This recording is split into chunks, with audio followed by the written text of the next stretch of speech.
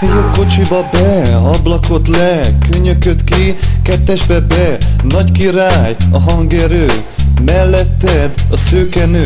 Jó, túráztatom a gépet, a mutató kileng. Most a világ összes útja a milyen. Érdekel, ha ki vagyok rúgva. Eleget ittam és most már be vagyok rúgva. Nem számít már, hogy a hajnal hol talál rám. Mi lesz velem, azt csak az Isten tudja. Többé az sem érdekel, ha le vagyok téve. Akkor is ez volt élet. Polgárnak lenni csodás dolog. Minden reggel azonos időben kelek, a teáskannám duruzsolása bearanyozza a reggelt. Amikor megkérdezik, hogy én mit olvasok, kélyes mosollyal az arcomon közlöm, báró Ötvös Józseftől a falu jegyzőjét.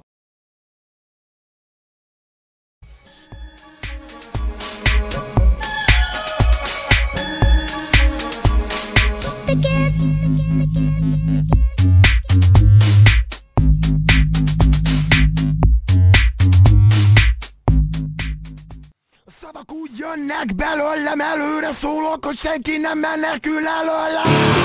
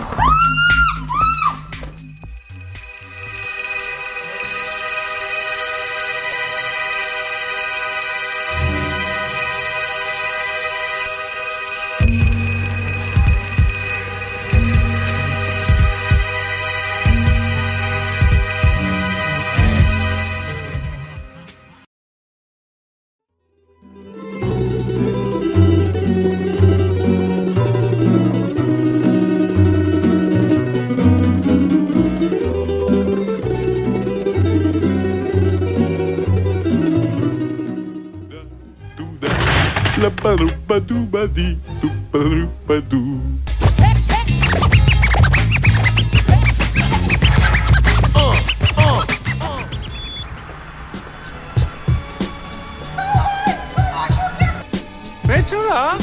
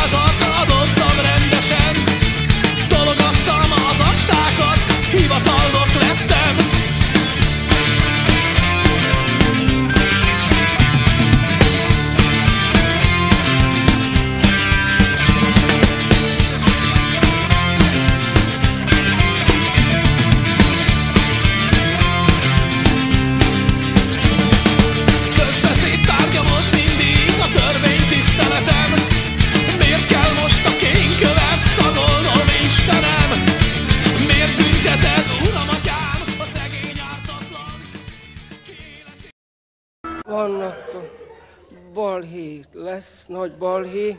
Milyen balhé?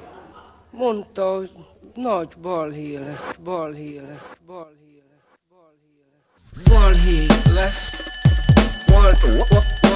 balhé lesz. Milyen balhé?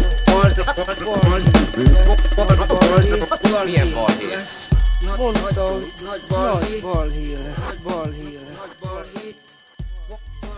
Balhé lesz.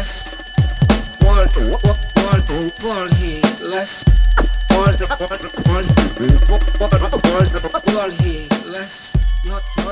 Nagy balhé. Nagy balhé. Ébresztő! A pultos is szól, meg az éjjeli őr, meg a parkőr, hogy ébresztő, ébresztő! Hopp, hopp, hopp, hopp! Mindenkinek utálkoztak, azt a mindenki jó polgár volt.